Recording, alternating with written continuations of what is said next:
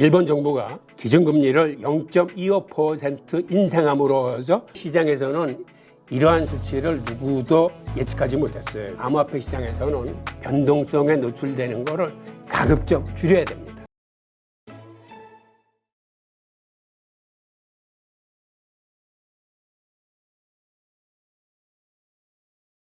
안녕하세요, 홍익규입니다. 오늘은 암호화폐 시장에서 최근 변동성이 굉장히 큰데요.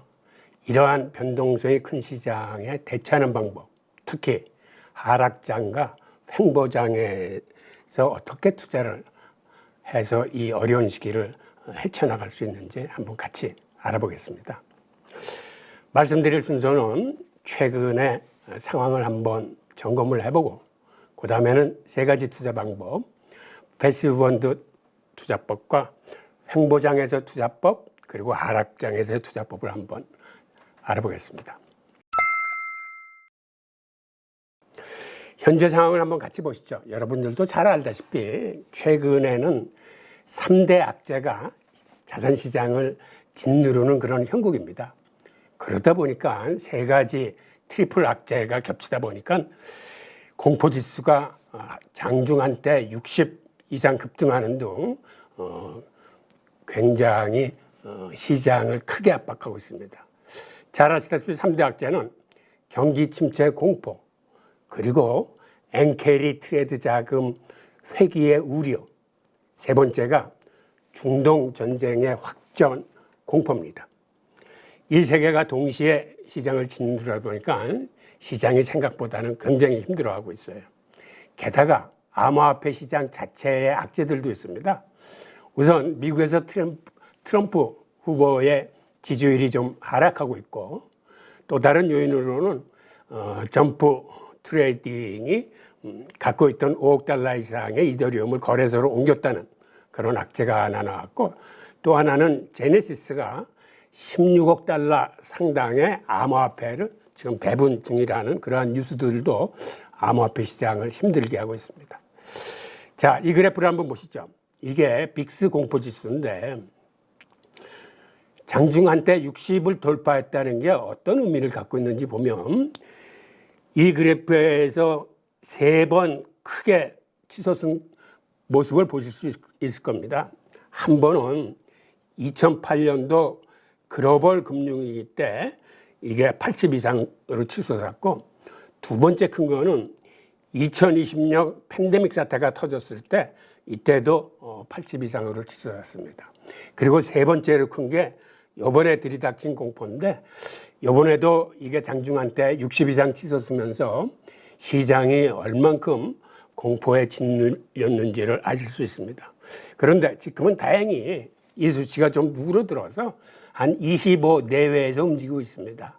그거는 한때 이 3대 악재에 대한 공포가 컸다가 이제는 시장이 진정세를 보이고 있는 그런 모습입니다. 자, 하나하나 좀 뜯어보죠. 경기 침체 공포를 보면 여러분들도 잘 알다시피 실업률이 4.3%가 나옴으로써 예측치를 크게 상회했고, 이 수치는 거의 3년 만에 가장 높은 수치에 해당됩니다. 그 다음에 이번에 나온 단어가 샤메 법칙이라는 건데, 최근 3개월 실업률 평균값이 지난 1년 중 최저값보다 0.5% 이상 높다면 그거는 어김없는 침체다라는 법칙인데, 이번에 0.5를 살짝 넘겼어요. 그래서 시장이 경기 침체로 판단을 하고 있을 뿐만 아니라, 지금 실업률 그래프에서 보시는 바와 같이 이 실업률 그래프는 지금 5달 동안 계속 오르고 있는데 앞으로도 더 오를 것 같다는 그런 기세를 나타내고 있습니다. 그리고 미국의 제조업 고용지수를 들여다보면 이게 지난 2년간 그래프인데, 이 그래프가 계속 등락을 거듭하면서 우하향하고 있음을 보실 수 있을 겁니다. 즉 앞으로도 실업률이 더 올라갈 수 있다는 그런 의미의 그래프입니다. 그런데 다행히 최근 나오는 지표들이 생각보다는 좋은 지표들이 나오고 있습니다. 미국 2분기 경제 성장률이 2.8%로 나와서 생각보다는 미국 경제가 지금 단단하다라는 신호를 주고 있고, 또 하나는 실업수당 청구가 예상치보다 줄어들므로써 실업률 공포가 앞으로는 그렇게 크게 우리를 위협하지 않겠구나 하는 이런 안도의 숨을 쉴 수 있게 함으로써 경기 침체 공포도 지금은 조금 진정세로 들어가는 모습입니다만은 우리가 다음 달 CPI 실업률 나오는 걸 다시 한번 주목해 봐야겠습니다. 그다음 두 번째 공포는 엔캐리 트레이드 자금의 회귀입니다. 지금 옆에 그래프에서 보시는 것처럼 엔화 환율이 160이 이상 치솟았다가 지금 급격하게 떨어지고 있습니다. 이 떨어지고 있는 거는 근본적으로는 일본 중앙은행이 시장 개입에서부터 시작됐습니다. 처음에는 9조 엔을 쏟아붓고 그다음 2차로 3조 엔, 최근 3차로 5조 엔을 투입함으로써 시장에서 엔화의 상승을 인위적으로 개입해서 막았습니다. 그 다음에 급격하게 최근에 떨어진 이유는 이건 시장의 개입이 아니고 일본 정부가 기준금리를 0.25% 인상함으로써 마지막에 최종 타격을 가했습니다. 그런데 시장에서는 이러한 수치를 누구도 예측하지 못했어요. 왜 그러냐면 지금 일본의 이자 지급액이 전체 예산의 4분의 1입니다. 그래서 시장은 대부분 일본 중앙은행이 금리를 올리더라도 0.1% 정도 올리지 그렇게 과감하게 크게 올리지 못할 거라고 누구나 예상하고 있었습니다. 그런데 일본 중앙은행이 허를 찔러서 0.25% 인상을 함으로써 시장이 화들짝 놀랐습니다. 특히 크게 허를 찔리면서 놀란 건 미국이었습니다.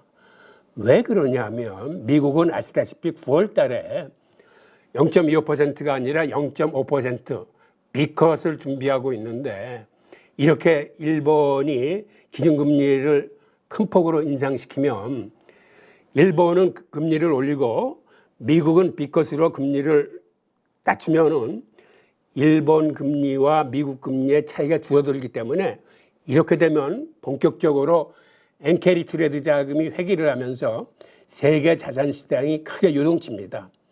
그래서 미국이 자신들의 의도대로 금리를 큰 폭으로 내리기에는 큰 부담이 생긴 겁니다. 그래서 미국 정부는 음량으로 일본을 지금 압박을 해서 일본 스스로가 외환시장에 이번에는 역개입을 해서 너무 이렇게 엔화가 급등하지 않도록 조정을 하든지 아니면은 금리 인상을 철회하든지 그것도 안 되면 앞으로 금리 인상을 하지 않겠다고 발표를 하든지 하는 것을 일본 정부에 종용한 것으로 추정이 되고 있습니다. 그러다 보니까 일본 총재는 저번에 발표를 하면서 0.25%뿐만 아니라 일본 중앙은행은 0.5% 이상도 준비하고 있다라고 시장에 강공책을 불어넣었었는데 이번에는 일본 부총재가 등장해서 앞으로 일본은행의 금리 인상은 없을 것이다 라고 얘기하면서 이런 시중 금리 상황을 진정시키고 있는 그런 모양새입니다. 그래서 다행히 엔캐리 트레이드 회귀의 우려도 지금은 좀 진정세로 들어가고 있는 그런 모습입니다. 지금 보이는 이 그래프가 일본 정부가 2022년 말에 발표한 일본이 보유한 해외 자산의 총액이 한 10조 달러 된다라고 발표했습니다. 이 10조 달러가 됐을 때 각국의 주식시장과 채권시장에 들어가 있는 엔화 자금인데 미국 같은 경우는 그 비중이 7.3%입니다. 프랑스 7.5%, 호주 8.3%, 네덜란드 9.5% 등 생각보다는 비중이 상당히 높습니다. 그래서 엔캐리 트레이드 자금이 회귀를 하게 되면 이 주요 시장의 주식시장과 채권시장이 크게 흔들릴 우려가 있습니다. 그런데 최근 도이체 방크가 추산한 일본의 해외 보유자산은 일본 정부가 발표한 10조 달러보다 2배 정도 많은 20조 달러 정도가 나와 있을 것이다. 이렇게 추정을 함으로써 엔케리 트레이드 자금이 만약 청산된다면 이거는 생각보다는 큰 위험이 될 수 있다라고 경고를 했습니다. 이렇게 일본 정부가 추산한 자금의 규모와 도이체방크가 추산한 자금 규모가 2배 이상의 큰 차가 나는 이유는 최근 들어 미국 헤지펀드들이 일본 엔화 대출을 많이 일으켜서 가져간 걸로 파악되고 있습니다. 그래서 그들이 어느 정도 갖고 있는지 정확한 금액은 추산되기 힘들지만은 도이치뱅크는 총 규모가 한 20조 달러에 달할 것이다 라고 해서 만약 엔케리 트레이드 자금이 지금은 일부만 회귀하고 있었지만 앞으로 만약 본격적으로 회귀하게 된다면 이는 세계 자산 시장에 상당히 큰 타격을 줄 것으로 봅니다. 그리고 마지막 세 번째 트리플 악재는 뭐냐면 여러분들도 잘 아시는 중동 전쟁의 확전 우려입니다. 이스라엘이 이란 대통령 취임식에 참석한 하마스 지도자를 암살하자 이란 최고 지도자는 이스라엘의 공격을 명령했습니다. 이란은 대통령보다도 더 높은 종교 지도자가 사실상의 최고 지도자입니다. 이래서 세계는 지금 5차 중동 전쟁을 우려하고 있습니다. 만약 5차 중동 전쟁이 터진다면 호르무즈 해협이 봉쇄되면서 유가가 급등하는 등 세계 경제에 여러모로 악영향을 끼치게 될 겁니다. 그런데 최근 들어 세계가 긴장의 눈으로 이 시장을 바라보고 있는 이 와중에 이란 대통령이 최고 지도자한테 그 명령을 재고해 달라는 요청을 한 사실이 밝혀졌습니다. 그래서 앞으로 이란이 이스라엘을 침공하게 될지 아니면 침공하더라도 그 정도가 어느 정도일지 그리고 최고 지도자가 이란 대통령의 제의를 받아들여서 본인이 명령한 거를 재고하게 될지 등등을 계속 주목해 볼 필요가 있습니다. 이상의 세 가지 악재가 자산시장을 크게 억누르다가 최근에 한두 가지 지표가 좋게 남으로써 여러분들도 알다시피 이번 주 들어서는 시장이 다시 살아나고 있습니다. 하지만 이렇게 변동성이 큰 시장에서 이 시기를 우리가 어떻게 슬기롭게 헤쳐나가야 되는지 암호화폐 투자법 세 종류에 대해서 같이 한번 살펴보겠습니다. 같이 살펴볼 투자법은 패시브 펀드 투자법과 더불어 횡보장에서 사용할 수 있는 투자법, 그 다음에 하락장에서는 우리가 암호화폐 투자를 어떻게 해야 되는지 이 세 종류를 한번 보겠습니다. 우선 정석 투자라고 일컬어지는 패시브 펀드 투자법을 한번 보겠습니다. 패시브 펀드 투자는 우리 주식시장에서 여러분들이 잘 아실 겁니다. 패시브 펀드를 추정하는 그 지수 투자가 다른 액티브 펀드보다 항상 수익률이 우월했다는 사실입니다. 이걸 가지고 워렌 버핏은 10년간에 걸친 내기를 한 사실을 여러분들이 잘 알고 계실 겁니다. 결국 워렌 버핏이 이겼습니다. 즉 패시브 펀드가 어떤 다른 액티브 펀드보다도 궁극적으로 수익률이 더 높더라 하는 사실은 이미 시장에서 검증이 됐습니다. 그 이론은 사실은 효율적 가설 이론에 기반을 두고 있는 건데 시장은 이용 가능한 정보가 다 축약돼서 녹아있기 때문에 시장의 수익률보다 더 높으려면 개인이 그 이상의 정보를 알고 있어야 되는데 그거는 사실상 내부 정보가 아닌 이상 불가능하다라는 그런 이론입니다. 마찬가지로 암호화폐 투자도 주식 시장에서 패시브 펀드 지수를 추정하는 것처럼 그렇게 할 수가 있습니다. 즉 다시 얘기해서 암호화폐도 암호화폐 시장 전체의 시총 중에서 각 암호화폐가 갖고 있는 비중대로 투자를 하면 그게 패시브 펀드 투자가 됩니다. 예를 들면 이런 겁니다. 비트코인 투자를 전체 포트폴리오의 한 50% 갖고 가고 이더리움을 한 20%, 즉 비트코인과 이더리움을 70% 갖고 가고 나머지 30%를 가지고 기타 알트코인에 투자를 하는 겁니다. 기타 알트코인 중에서도 테마별로 1등 코인 정도 한 5개 정도를 잡아서 투자하는 걸 의미합니다.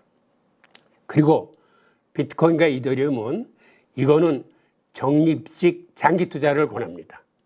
그러니까 이거는 매월 혹은 매주 본인이 가용한 투자금을 가지고 계속 이렇게 분할 투자에 들어가는 것을 추천드립니다. 그리고 나머지 30%, 그렇다면 기타 알트코인은 어떻게 매입 매도 시기를 잡아야 하는지는 그거는 사실은 거시경제 흐름을 보고 지금과 같이 변동성이 큰 시장에서는 거시경제 지표들이 좋은 흐름이 나오면 그때 매입을 하는 거고, 반대로 거시경제 흐름이 이런 악재가 제대로 터져가지고 시장이 크게 하락하기 시작하면 그때가 이제 매도 시점이 되는 겁니다. 자, 그런데 우리가 이렇게 왜 안정적인 정석 투자를 해야 되는지에 대해서 한번 살펴보겠습니다. 일단 암호화폐 투자하시는 분들은 초보자건 아니면 레벨이 상당히 높으신 분들이건 변동성의 무서움에 대해서 우리들이 잘 이해를 해야 됩니다. 기본적으로 암호화폐 시장은 주식시장에 비해서 변동성이 서너 배 큰 시장입니다. 특히 그 중에서도 알트코인은 비트코인에 비해서 또 변동성이 2배 이상 큰 시장, 큰 그런 시장입니다. 그러다 보니까 알트코인은 이게 롤러코스터처럼 오르락 내리락 하면서 사실 알트코인을 가지고 돈을 버는 사람들보다는 돈을 잃는 사람들이 더 많습니다. 그러다 보니 암호화폐 시장에서는 특히 주식시장 이상으로 변동성에 노출되는 것을 가급적 줄여야 됩니다. 그리고 특히 초보자일수록 어떻게 하면 변동성에 노출되지 않고 안정적인 투자를 할 수 있는지에 대해서 많이 생각하셔야 되는데, 그 방법의 하나가 비트코인과 이더리움은 적립식 장기 투자를 강력하게 추천합니다. 그리고 적립식 장기 투자를 하면 궁극적으로 매수 단가의 평준화를 통해서, 그리고 이 두 코인은 회복 탄력성이 있습니다. 그러니까 다른 기타 알트코인에 비해서 한번 빠져들었다가 큰 실패를 하는 게 아니라 이거는 설사 하락했더라도 기다리면 다시는 회복하는, 상승하는 그러한 코인들이기 때문에 가능한 이 투자의 비중을 늘려주시기 바랍니다. 왜 이런 말씀을 드리냐면, 외국 같은 경우는 기본적으로 투자자들이 비트코인 비중을 50% 이상은 갖고 갑니다. 그리고 이더리움도 한 20%, 기타 알트코인을 한 30% 정도 가져가는 정석 투자를 하는데, 우리나라 투자자들은 통계에 의하면 비트코인 투자 비중이 17%에 불과하고 알트코인 투자가 83%라고 합니다. 그러다 보니까 암호화폐 시장이 불장이 되면 확 몰려 들어왔다가 암호화폐 시장이 하락장으로 변하면은 그때는 알트코인에서 죄 털리면서 암호화폐 시장을 떠나게 됩니다. 그래서 우리나라 시장이 김치 프리미엄도 높았다가 그 다음에 하락장이나 횡보장에서는 죄 빠져나가면서 김치 프리미엄이 0에 다시 근접하고 알트코인에 투자한 사람들은 큰 손실을 입고 대부분 시장에서 빠져나가서 다시는 암호화폐 시장을 뒤돌아보지 않으려는 그러한 행태가 반복되고 있습니다. 안타깝지만. 그러다 보니까 우리도 제대로 된 정석 투자, 즉 변동성이 적고 안정성이 다른 어떤 코인보다도 많은 비트코인과 이더리움의 비중을 늘리고 기타 알트코인의 비중을 줄이는 이런 패시브 펀드 투자 전략을 권해 드립니다. 그리고 이 하락장에서 우리가 특히 비트코인 같은 데 투자해야 하는 이유는 이게 다른 알트코인들보다 하락장에서는 조정을 덜 받습니다. 그리고 반등 시에도 이게 더 먼저 치고 올라가면서 상승 사이클을 주도합니다. 그래서 하락장일수록 여러분들이 갖고 있는 지금 비중이 알트코인의 비중이 높다면 차제에 비트코인 비중을 높이고 알트코인 비중을 좀 줄이시기 바랍니다. 이게 지금 보이는 그래프로 증명이 되는 건데 이 최근 5년간 비트코인 도미넌스의 추이를 들여다보면 비트코인 도미넌스가 40에서 지금 한 55 정도로 계속 상승하고 있음을 보실 수 있을 겁니다. 즉 비트코인은 기본적으로 비트코인에 투자를 하면 이렇게 수익률이 계속 높아지고 있습니다. 반면에 지금 이 그래프는 메이저 코인 10개를 제외한 기타 알트코인의 도미넌스를 보여주고 있는데 이거는 최근의 그래프를 보면 불장이었던 2020년에는 20에 다다랐다가 최근에는 9.9 정도로 빠졌습니다. 그러니까 이건 뭐를 의미하냐 하면 알트코인 중에 극소수는 수익률을 많이 갖다 주지만 모든 거를 평균에 내보면 최근 2, 3년 사이에 기타 알트코인에 투자한 사람들은 죄 반토막이 났다는 얘기입니다. 즉 비트코인에 투자한 사람들은 계속 수익이 났지만 기타 알트코인에 투자한 사람들은 최근 3년 사이에 반토막이 나면서 이런 사람들이 불장에 들어왔다가 이런 하락장에 죄시장을 떠나게 되는 그러한 행태가 지금 반복되고 있습니다. 그러다 보니까 우리는 가급적 정석 투자 그리고 안전성이 있는 코인의 비중을 늘리고 변동성이 큰 코인들은 비중을 낮추는데 주력을 해야 될 것 같습니다. 그리고 비트코인과 알트코인에 대해서는 제가 적립식 장기 투자를 추천드렸는데 그 이유는 일단 적립식 장기 투자를 하게 되면 매입 단가를 평준화하는 효과가 있습니다. 그러니까 변동성이 크더라도 어떤 때는 비싼 가격에 비트코인을 사지만 어떤 때는 싼 가격에 같은 금액이라도 양을 늘려서 살 수 있는 그런 분산 투자가 적립식 장기 투자입니다.